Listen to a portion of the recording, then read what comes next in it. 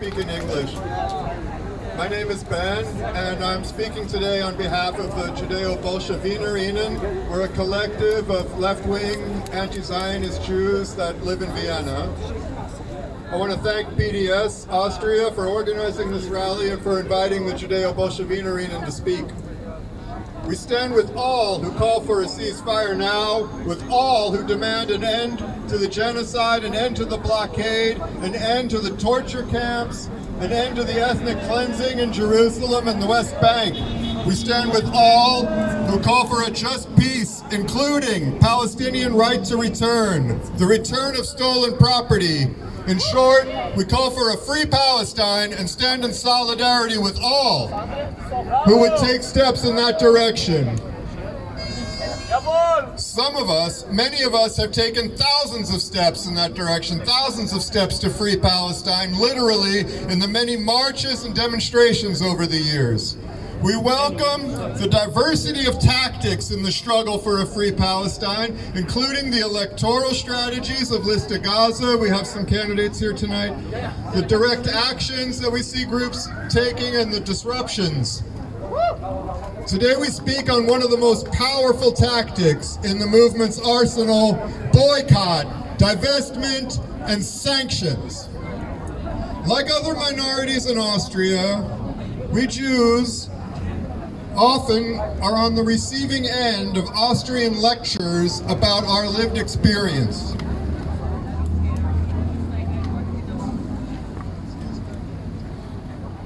Many is the time we have heard with chagrin that BDS as a tactic is anti-Semitic. BDS is not your grandfather's or your great-grandfather's boycott the Jews. The international network of BDS organizers selects specific targets that profit from the oppression of Palestinians. When we call today for a boycott of Hewlett Packard, we are calling for boycott and divestment from a company founded by two WASPs, white Anglo-Saxon Protestants, who met at Stanford University at a time when that university, like the universities here in Vienna, barred Jews from studying. So we're hardly calling for a boycott of Jews when we call for a boycott of Hewlett Packard.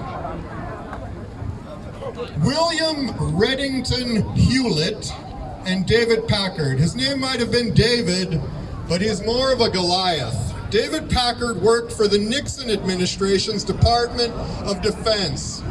The goal was to bring an executive's operational experience to the ever-expanding Vietnam War. And he continued to advise U.S. presidents on what kinds of tech the military should buy, all the way up through the 80s, through Reagan and everything. He wrote the infamous Packard Memo, which created a path to use the U.S. military against U.S. citizens in cases of protest and uprising. This bit of evil went from memo to law a year later. Those who have seen how the Chicago Police Department secured the Democratic National Convention this past week know that local police in the U.S. are militarized with more tech on their bodies than RoboCop just to stop unarmed protesters from waving flags and kufias. While Hewlett and Packard were still running their company, one of their biggest customers was the government of apartheid South Africa. Hewlett Packard built a headquarters in Johannesburg in 1980 and resisted calls to divest. Year after year, shareholders voted down proposals to leave South Africa. When the state of Nebraska voted to divest from South Africa, David Packard reportedly said he'd rather lose business in Nebraska than in South Africa. Eventually, though, BDS got to them. They finally lost so much business, they had to let their South African operations go. HP quietly sold off their South African businesses to locals in 1989.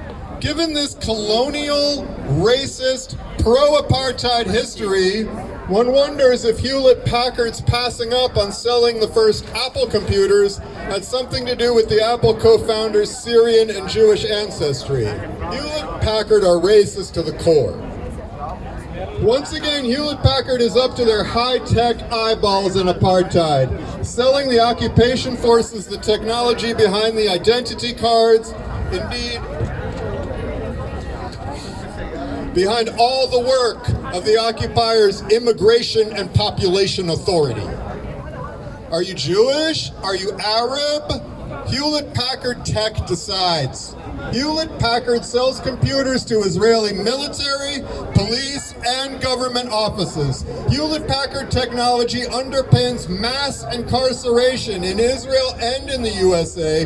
Their technology facilitates mass deportations and mass surveillance. Hewlett Packard is so deep in the mass human rights violations industry, they should just admit that HP stands for hating people.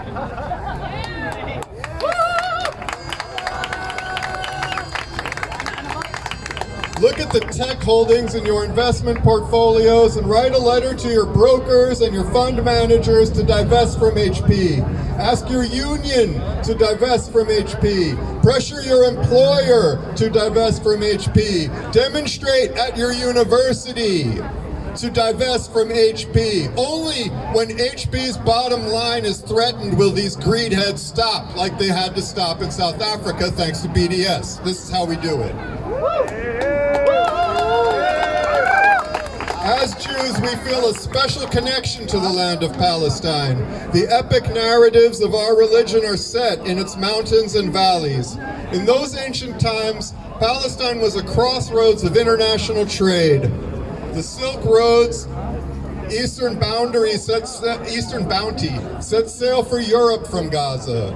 The roads from Egypt to Anatolia passed through Gaza. These trade routes are represented on the Kufia. They're the broad lines. Trade routes.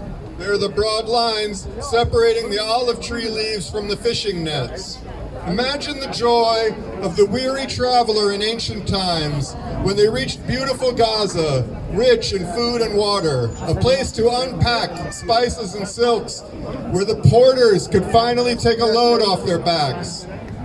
One day Palestine will be free, and Jews, Christians, Muslims, and travelers from further away will share together in olives, fish, za'atar. We'll sing songs and play music into the night. We'll sit together and tell stories. It's a vision of a Palestine that thrives on local riches, on a culture of hospitality and exchange, instead of the occupiers' vision of surveillance, weapons, exclusion, and genocide.